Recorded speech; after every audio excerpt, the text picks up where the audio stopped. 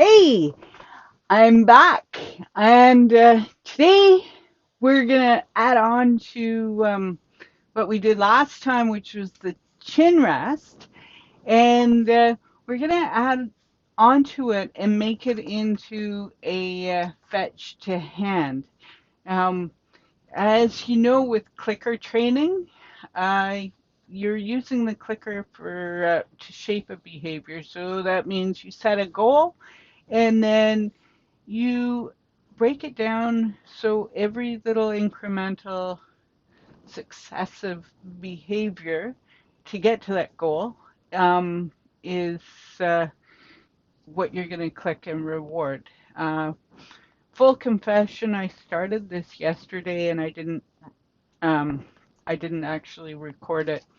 Um, but first, you get the chin rest. The next thing you do is you're going to click and reward any uh, any interest in the object you want the dog to fetch. Then it'll become, once the dog gets that and they're really fluent with that, then you can get the dog to the dog is going to put its mouth on the object to try to get you to re- click and reward. And then from there, you can put the object down beside you, and the dog is going to click and or the dog is going to give it to you to click and reward, and then you can start to toss it a short distance away, and then the dog's going to bring it back to you. Right now, Annie is already at the stage where she's picking it up with her mouth.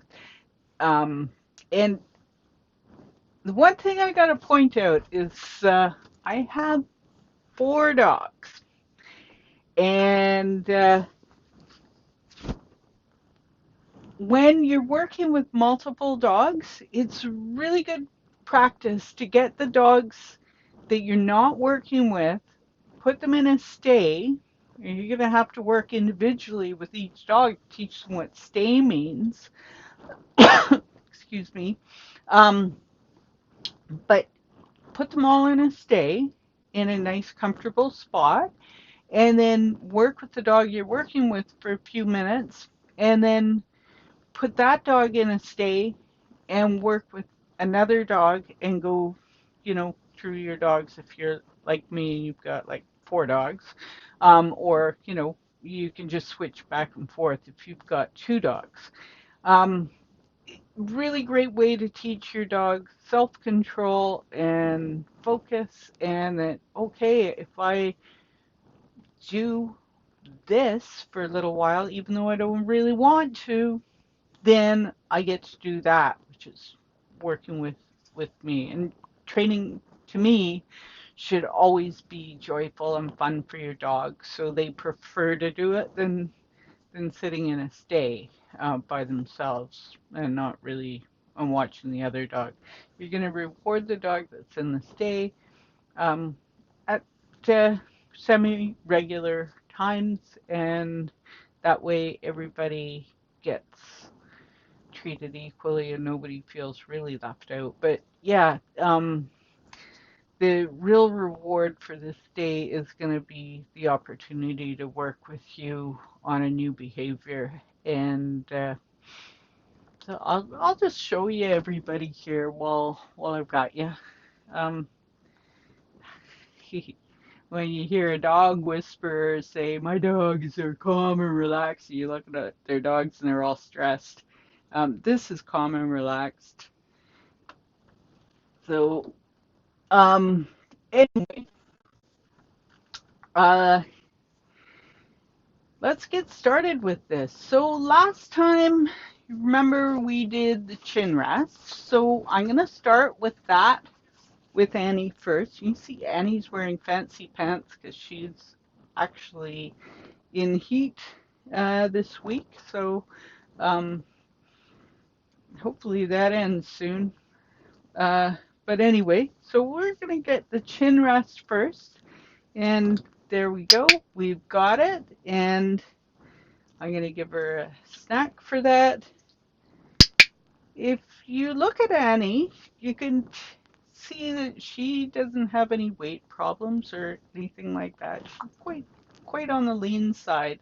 And I have always used a reward-based training program with her, as I do with all my dogs, and none of them are fat, so don't worry about that with your dog.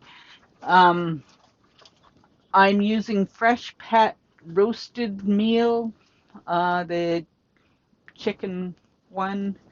It's awesome dog food that works really well for treats. So have a look for it. It's sold out of a refrigerator because it's a really good fresh food, and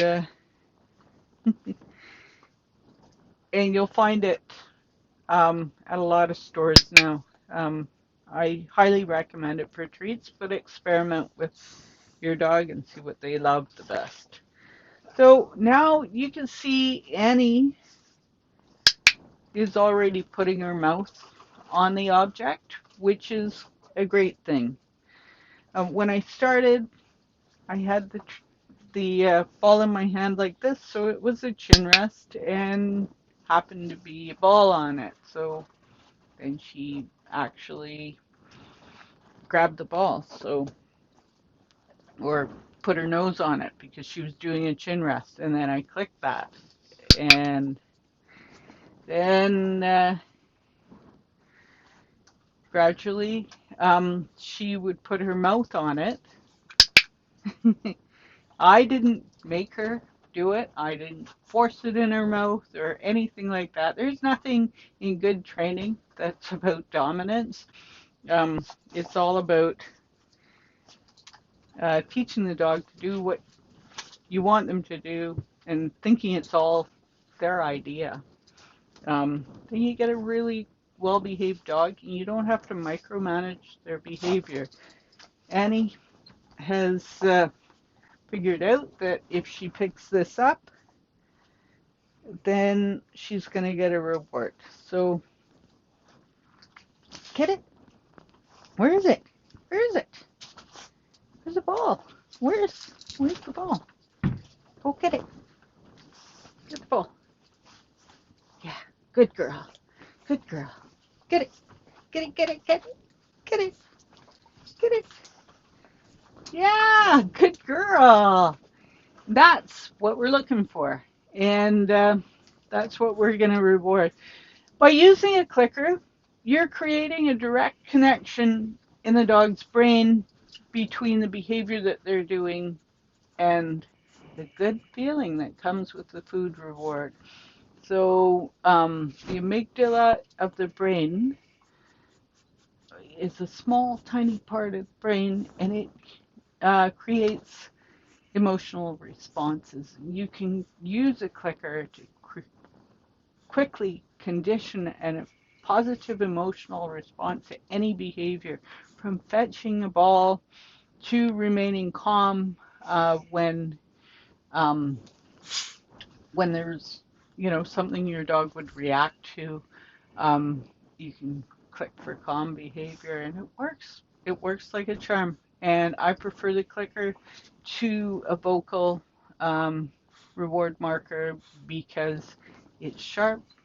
There's no emotion attached to it, and it's very clear to the dog exactly what they're doing that's getting the reward.